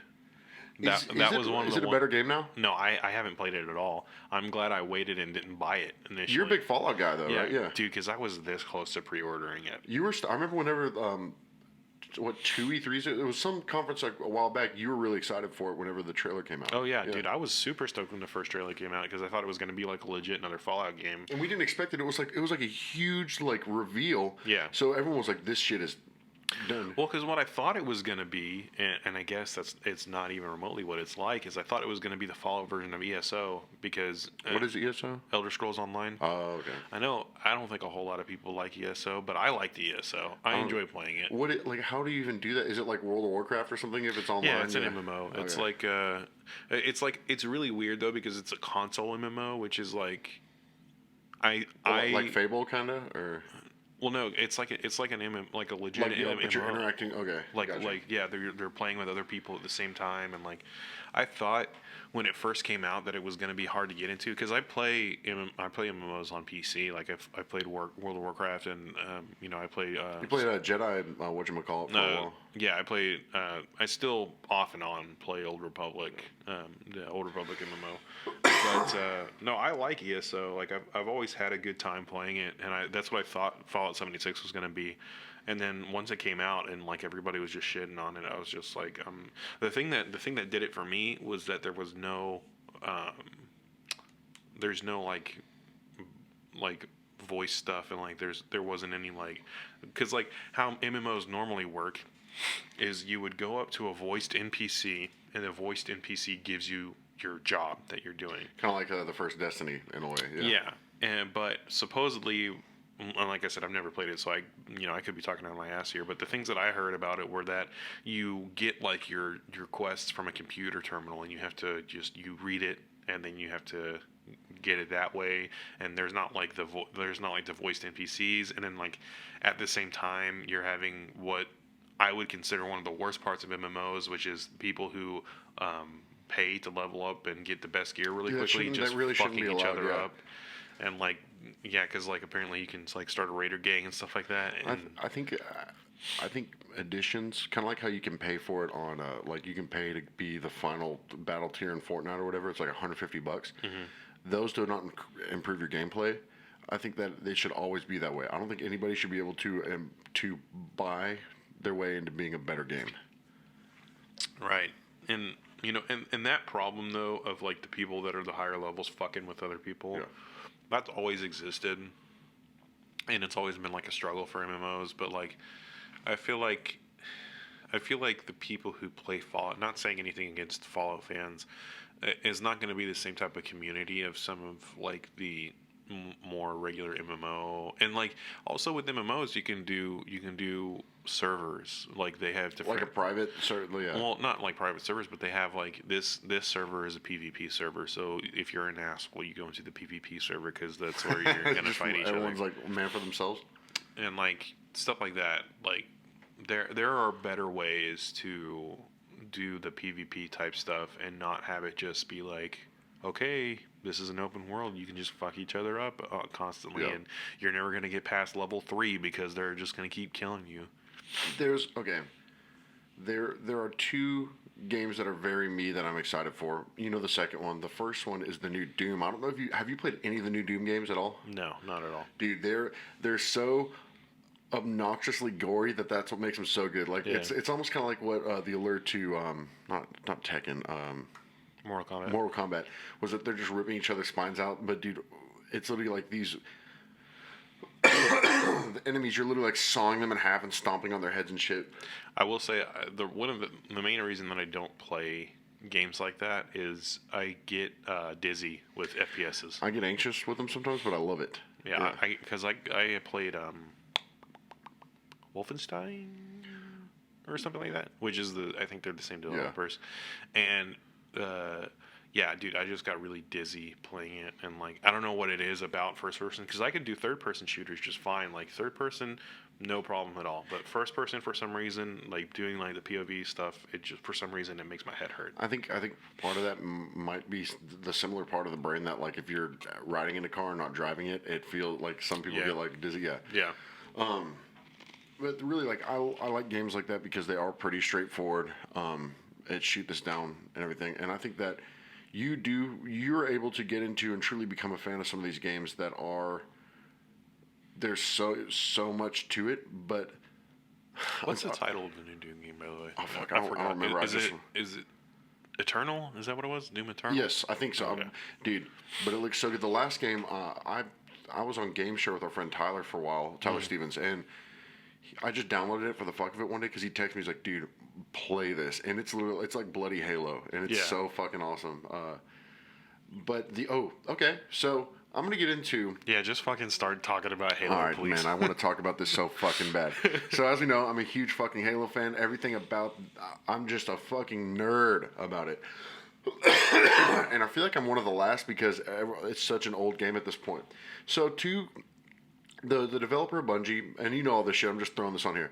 The developer of Destiny was Bungie, but Bungie are the ones that did the first 3 Halo games and then Reach. So I guess the first 4 Halo games. And so Bungie, they created this universe where everything had a certain art style, and they had this really strong story that was going somewhere, and everybody was just so excited to see where it goes. So then I guess Bungie, Microsoft got 343i, which was a character in Halo, and that was the industry that's all about Halo. That's all they do. I noticed immediately Reach was already out, and that was the last Bungie game. Whenever they sold the company, or whenever Bungie stopped doing Halo, I don't remember what happened. And I remember right away there was a quality change. Like the Reach servers would just be the same map every time when you're playing multiplayer, and everything had been so fucking good. Like Reach was a side game, like Rogue One would be your side story, and based on like a super prequel basically, and all of those looked so good. I was so into those games, and then so there was a lot of expectation because Halo 3 ended at kind of a cliffhanger. And where like Master Chief and Cortana, which like you said, relationships, like she's an AI, but they're like it's weird to describe the relationship between them, and it's such a like childishly simple game, but I've been invested in it my whole life. Cortana is Master Chief's waifu. Dude, pretty much, yeah. In the giant foam sword world that you live in, and so when Halo 4 was coming out, and there was a huge massive shoes to fill because Halo 3. It goes back and forth with Halo fans, on which game is the best game. But Halo 3 was the first video game I've ever played that I was like getting a lump in my throat. I was like, "Fuck, this is amazing." It was and what people I think fail to give Halo credit for is that it literally inspired almost all FPS games and how they play now. Like Halo was such a fucking game changer. That's why it's so legendary. They did a lot of things that had never been done before. So, for the millionth fucking time, Halo 4 was about to come out, and I was excited, but I had a feeling something was going to be weird. Tried to have an open mind. So it comes out, the story looks okay, the cutscenes are good, it has the typical intro where you're kind of playing-ish while the cutscene's going, and then I go to actually start playing it, and I was like, oh fuck, they literally made this Call of Duty. Everything about it was, and they were just trying to appeal to a demographic, which is the worst thing you can do to something that has a fucking cult fan base. So Halo 4 came out. It wasn't the worst, but it was like after Halo 3, I didn't enjoy it. I wasn't a fan of it. I didn't hate it, but I was I'm not a gigantic Halo fan. I'm definitely not anywhere near you. I loved Halo 3. I used to play Halo 3 constantly with my friends. But I was not a fan of Halo 4. Well, the thing I'll give Halo 4 is that it still had kind of the same art style. So I still felt like, although it was Call of Duty the fuck out, the story actually kind of fit the Forerunner saga, so the story wasn't for like a diehard Halo lore person. The story wasn't that fucked up yet. Still had a similar art style, ish kinda, but it still felt enough like you were playing the same series of games. Just things had changed. And so I got through that. I was like, oh, that was okay, because every time one comes out, my friend Andrew and I, like, no matter what, we get together, we play that game when it comes out. So we played it, we were like, whatever. And then wait another fucking, I think it was only like 2 or 3 years. Like, it was a really short space between both games. Halo 5 Guardians comes out. And for Game of Thrones fans that might be watching, Halo 5 is to a Halo fan is what Game of Thrones, the last season, was to a Game of Thrones fan. They literally took the story and shat on it. And I never played 5. Dude, okay. If Halo 5 was a standalone game, people would be like, oh, this is fucking sick. But it was such a crucial part of the story. So they, instead of following the same art style, changed the art style, just literally forced a bunch of useless characters that had like they made characters main characters that we had nothing invested in. So it's like, dude, enough of this. We need to get on with the Master Chief saga. Master Chief was barely in the game, and on top of that, dude, like it literally looked like they scrapped all old style and they were like, let's do this Michael Bay style. I want explosions. I want big fucking muscles. I want things to be shiny.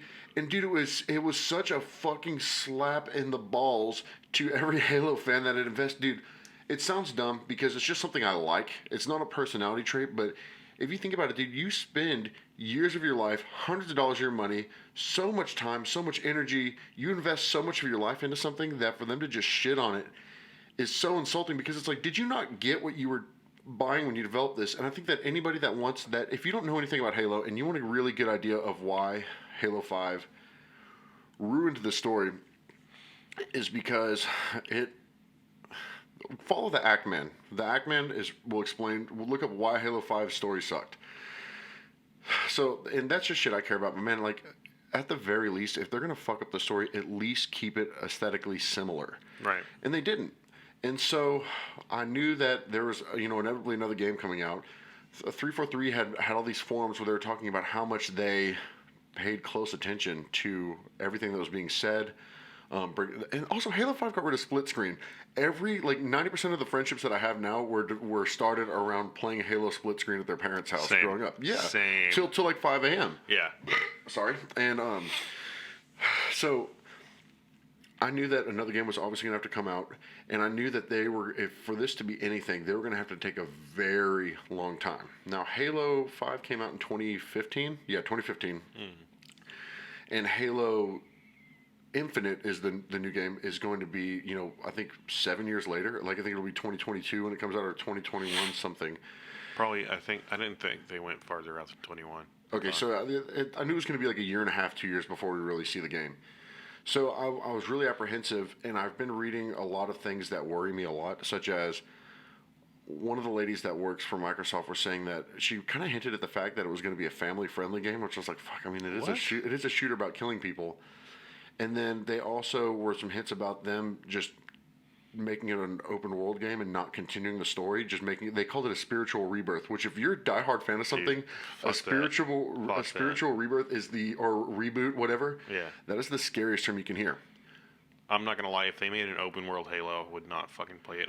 Dude, I couldn't go into a Halo game expecting a Halo game and then getting like a fucking Halo version, like a Fallout version of Halo or some shit like that. And another thing too is people, you got to know that the multiplayer is totally separated from the story. The multiplayer just kill each other. That's it, and you have the same weapons. But so I'll always play Halo multiplayer. It's every Halo multiplayer besides 4 that has come out has been a lot of fun. Halo 1 didn't even have a multiplayer. I don't think. I think it was Halo 2 was the first one. No, I thought Halo 1 did. I don't fucking remember. Either way, you also, by the way, side note, the thought popped in my head. Text me later and remind me to renew my gold so we can fucking play Halo. Oh, absolutely. So I had all these worries and everything, and then last year's E3 they had what was just a demo of, they developed a whole new engine, the Slip Space engine for Halo Infinite, and they announced the game title. But the first thing that made me feel some type of good about it was I saw that the old school, not like they don't make it look bad. They just went back to what the game looked like, what the structures look like, what Bungie would have made. Yeah. While also making it look new.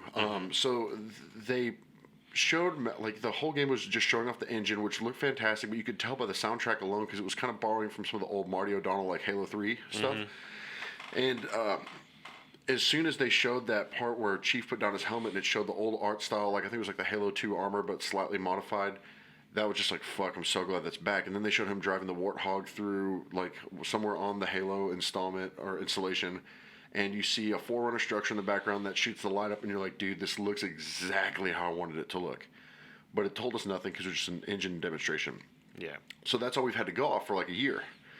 And by the way, this is really important to me, to the point that if I walk into a bathroom that's kind of echoey, the first thing I do is I'm like, oh, and...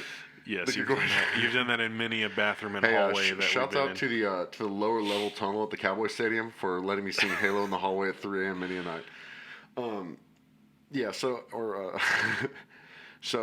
I was anxious as shit whenever this E3 came up, and I was getting annoyed at just like they were. I knew it was going to be the final release because they're coming out with a new console too, which they told us nothing about really. Yeah, they were just kind of like, here it is. There's like not even what it looks like. They should have waited. But I didn't know if we were going to get infinite gameplay, which I hoped we would get, but whatever. But we did get the entire opening cutscene because the tags on YouTube say like opening sequence. Yeah. And here's what was such a relief to me is because the second they said it was Halo ahead of time, they were like, well, we're launching it with Halo Infinite, and they go into the cutscene, and the second it started, I was like, this looks like a Halo. They're in a Pelican. This is so, dude. The style, everything was fucking spot on.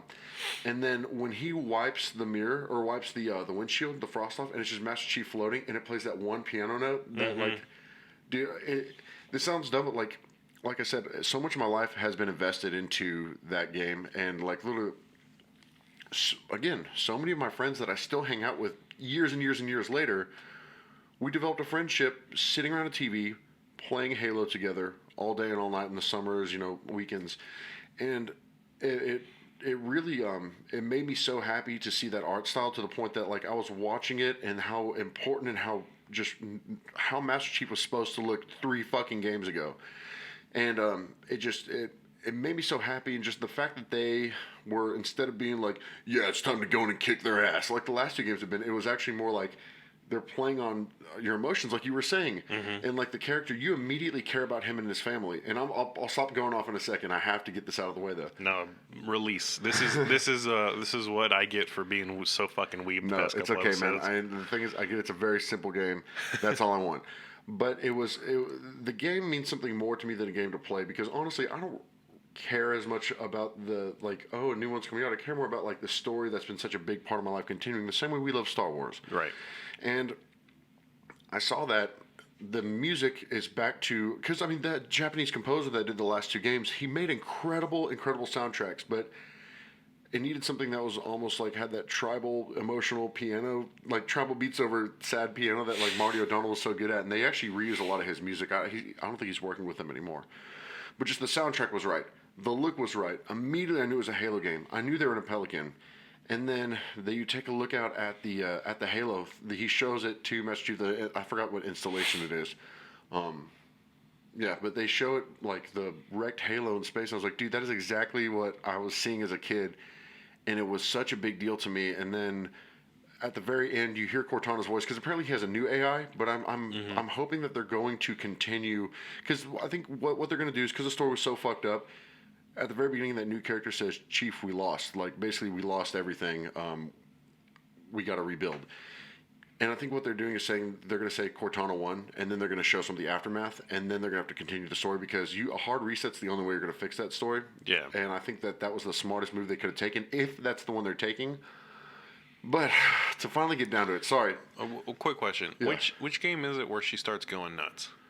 It's okay. It starts really early on, but you only get hints of it. But yeah, she just kind of like glitches. Like the last thing that I remember is like she wasn't even being that weird. She just kind of like glitched out for a little bit. Dude, okay, there's a lot that goes into that. She glitched out a little bit, but there's a lot of post, and I can show you them after this. There's a lot of post.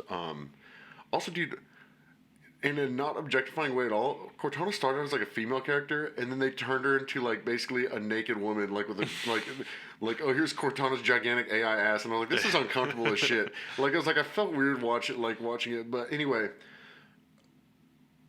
There was a cutscene at the end. I think if you played Halo 3 on, I think like Legendary or something, I don't remember.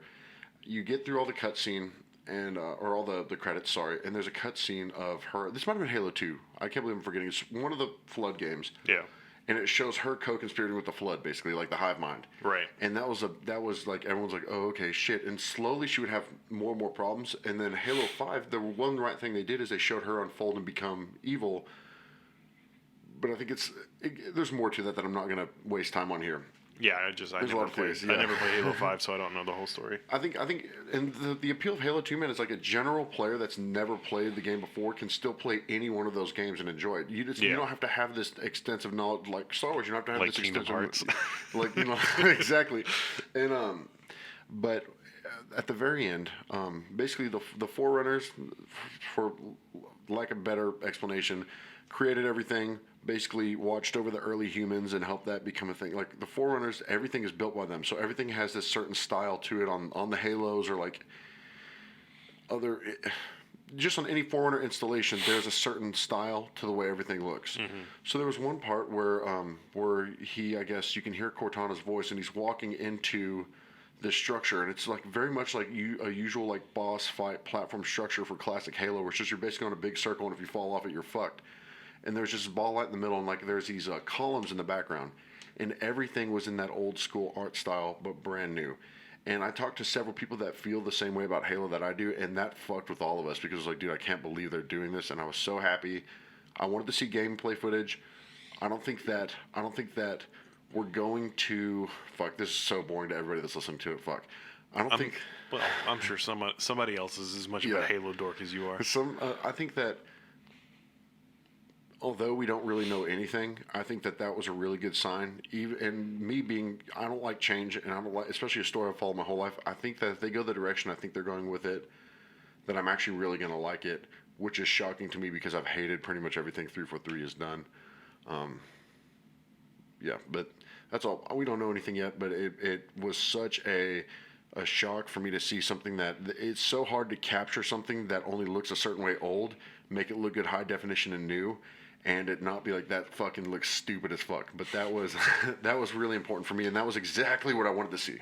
You're gonna have to fucking stream when you get Halo. You're gonna have to stream it, dude. I'm gonna have to, dude, because I want to see your reaction so bad when you first get it. No, dude, I'm gonna I'm gonna stream like a bad like Jennifer Lopez rom-com.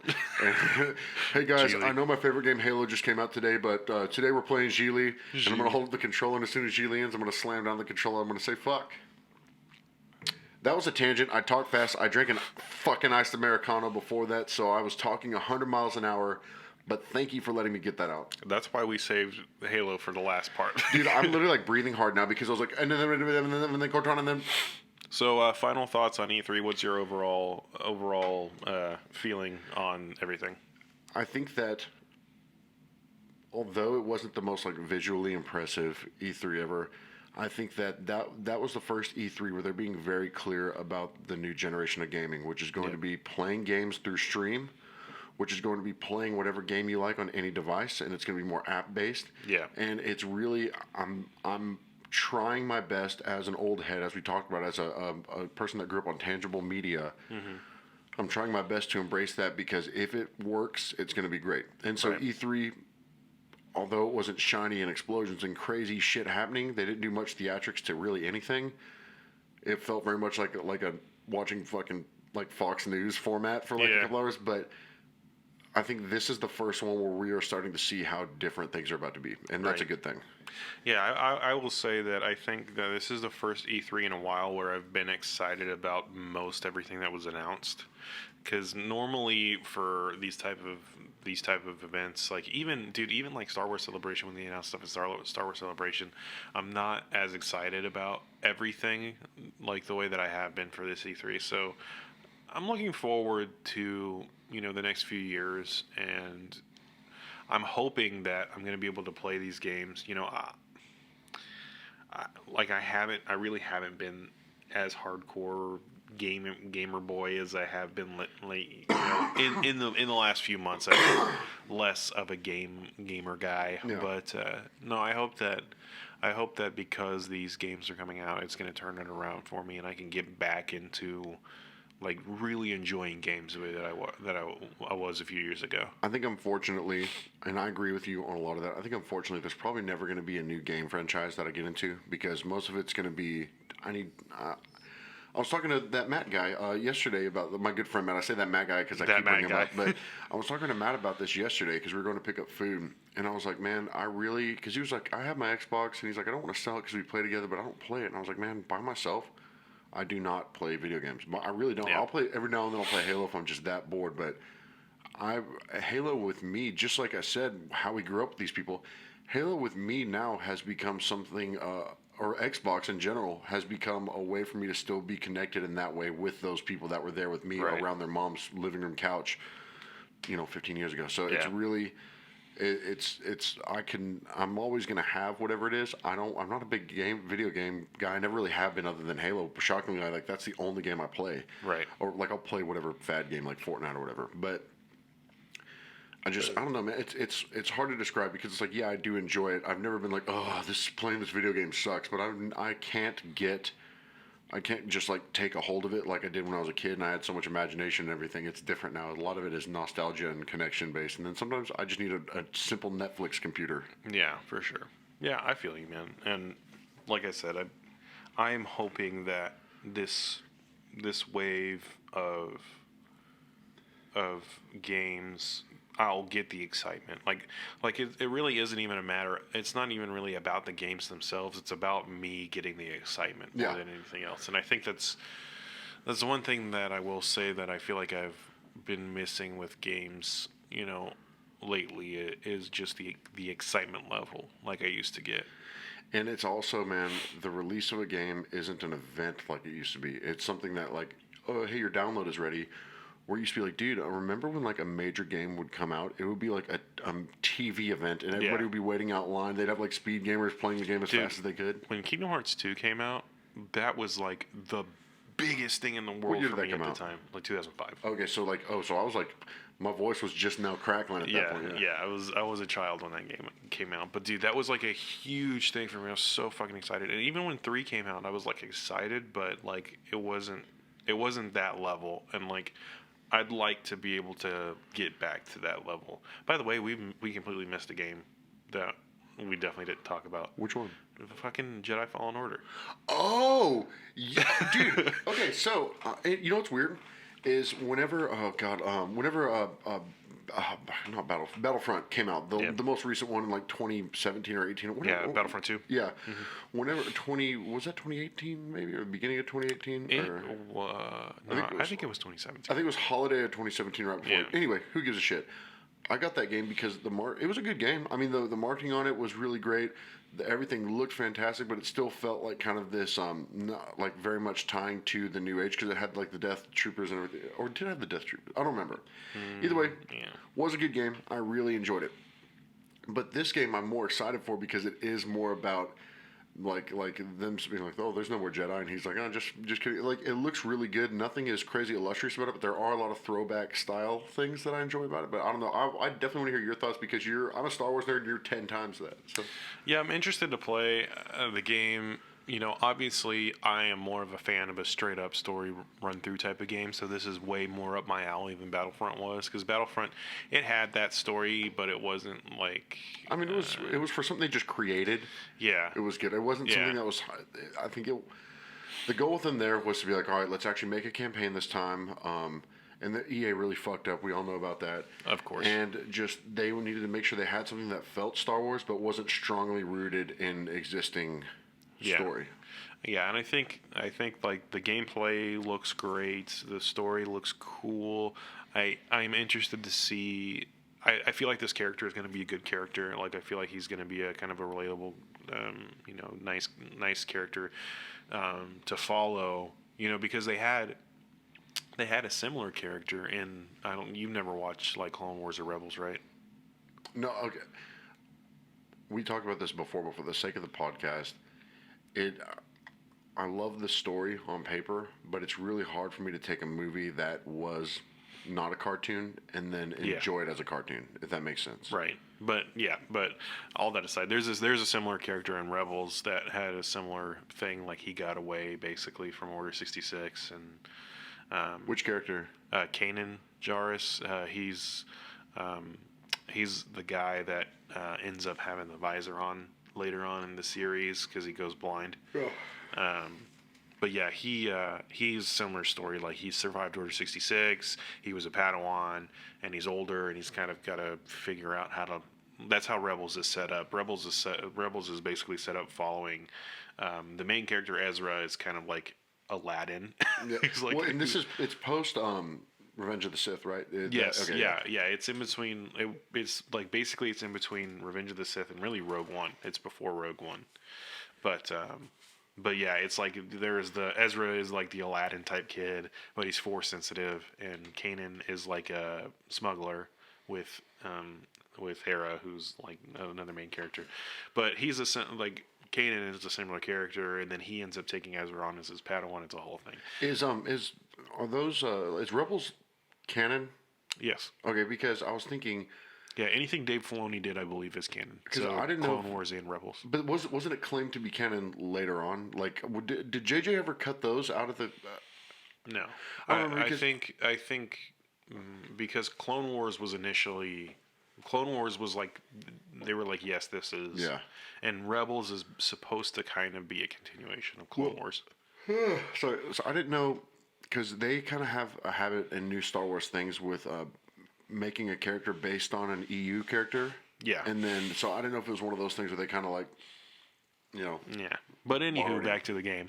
3. Yeah, I think it's going to be cool. It's going to be interesting. You know, they in the promo videos they had Saw Gerrera. Oh my God! which, Yes. that'll be interesting to see. You know, that'll definitely be interesting. Where does this one take place? Like, is he like a child of someone post 66, or is this right after? This is supposed to be like right after, I believe. Like I think like not even a few years after. So this one's got to be really done right.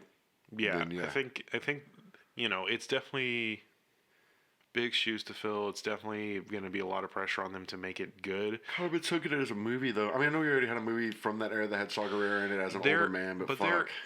I will say that there is something that games can do that movies can't, especially with smaller side characters like this. It's easier to build a additional lore to a lore that already exists inside of a game. So I think if they do it right, it'll be entertaining. Like I said, the gameplay looks great. It looks smooth. The force powers look really cool. Like he was able to freeze the bolt, the blaster bolt, and then make the guy go in front of it. That was really cool. Well, I mean, I don't remember what they called his droid, but his droid, like his R2D2, it very much had the like it was stylized like the original trilogy stuff. Mm-hmm. So I think that that's a really good sign. Well, and from a lore side of things, what I really hope that they do with him is have him be like a little bit dark side, because like not like he's gonna turn to the dark side or anything, but like when they showed him doing the blaster stop, the only other person that I've seen do that is Kylo. Yeah, I was gonna say Kylo in the movies. So I'm hoping that means that he's kind of similar to Mace Windu in a way, because Mace Windu, dude, we're getting into just fucking dramatic levels of nerdiness here. But no, it's okay because I'm about this one because no dragons. No fantasy anything. Yeah, but so Mace Windu, you know, obviously he was a Jedi Master on the Council, which was apparently originally supposed to be played by Tupac. Which, dude, that blows my mind. Dude, Tupac would have been the. All right, anyway, sorry. But anyway, Mace Windu has this lightsaber form called Vapod, or this force power called Vapod, which basically is he's able to harness dark side energy against dark side users. The lightning hands and shit. He can't do the lightning hands, but like I thought he did it against No, he blocked it with a lightsaber. Okay. But yeah, it's like basically he uses dark side energy as a Jedi. So I'm hoping, or he uses dark side force powers as a Jedi. So I'm hoping that they kind of do that to where like it's not like how Force Unleashed was, where you can go full dark side powers or full light side powers. Yeah. What I'm hoping is that they do just a standard like power set, and that it's just like part of the story is that he kind of incorporates some dark side because he's obviously he's troubled because he had to go through Order 66. He's like a free agent Jedi that has like gray Jedi powers, kind of. I hope they go that way. I don't think that they're going to go the gray Jedi route. I don't because dude, like they just haven't been focusing on it the way that I think they should with gray. I think that that's a U too, isn't it? No. Oh. Because I believe Qui-Gon is considered gray Jedi, or sort of. I think that's canon. I can't fucking remember. But anyway, I do hope that from a character building perspective that they build that character the right way, because I think that the use of a game to build a character like that is a really good outlet for it. Yeah, and I also think that EA knows where they can fuck up. They've had all their biggest fuck ups, so... Well, I think this is kind of like an apology for their fuck ups. And the thing is, that's the one good thing about suffering some really horrible fucking games, or things that really bastardize, like Halo 5, things that really bastardize a series that you love. is that usually the comeback item is really good because they've got like their tail between their legs and they want everyone to love them and pay them money again. Yeah. So yeah. But yeah, I think, dude, yeah, we've been going for like almost 2 hours now. So I mean, I do have a bone to pick. what's that? First, before I get into this, pop a panini up there. Put a panini up there. Pop a panini up there. I'm not putting a panini up Straight there. I'm up, putting so right the now- opposite of a panini up What's right what's now. the opposite of a panini? Right now. I don't Here, know I'm going what to change it back. Pop a panini up there. Anyway, so I was at the gas station the other day, Jesus God. and I needed to purchase. I don't know. I think it was just like a Gatorade in the morning, and I got stuck behind this dude taking forever because he was a multiple lottery ticket buying ass bitch. Because that means that you're going to sit there with the one cashier and you're going to make everybody wait behind you while you bought a lottery ticket, then a scratch off, then turn in that scratch off, then buy another lottery ticket. And you turn what could have been a 2-minute exchange into a thing where I'm standing behind you I was like 6 minutes, but still standing there at that register for that long is a fucking eternity, and it wasn't the cashier's fault. And that, my friends, makes you a fucking cartoon person. If you are so ballsily oblivious and self-entitled to where you can be a multiple lottery ticket by a motherfucker when there's people waiting behind you, you're a cartoon person. And that's it. Thank you. Well, now that that's been said, I think that we've definitely gone on a little bit. We went a little long today on the E3 recap. If you have to cut some of that out, I won't be mad at you. I'm not gonna cut it out. I never cut it, guys. I never cut it out. He always says this. I never cut it out. The thing is I always think that I'm extremely boring, and then I watched this later, and I'm like, oh, that was kind of fun to listen to, but also it's me talking. But, you know, while we have the panini popped up here, popped a panini right on there. Appreciate you, Christian. Can we talk about what you wanted to say next? And I think you were going to end it or whatever. Yeah, I was just going to wrap it up because we've gone on for like 2 hours and we've been definitely rambling. But Panini's up right now. Yeah, I think this was fun. It was enjoyable. I like the fact that we're doing video now. I hope everybody else does too. You're all members of the 9090 gang. Once again, not a gang, but not a chain gang. not a chain gang. Not a 90s, not a 90s like Compton type thing. More of like a train robber in the 1800s type thing. But you're all a part of the 9090 gang. We welcome you to it. But yeah, since we're now actually officially using videos, you can subscribe to us on YouTube. That'll be great. We're on Twitter at Popathetic. We have a subreddit, actually. Our Apathetic podcast exists, so if you want to join the subreddit and talk shit about us on Reddit, you can do that. Also, follow us on Facebook. We're on Spotify, SoundCloud. We're on Apple Podcasts, you know, the whole gambit. So follow us, love us, follow at Scented Gladbag on Twitter. Yes, follow us at Scented Gladbag on Twitter. That is at Scented Gladbag on Twitter.com. And yeah, we will be right back here probably next week, obviously doing the same type of shit every week for you. But yeah, thanks again for listening, and we'll see you guys next week. 90 fucking 90. 9090.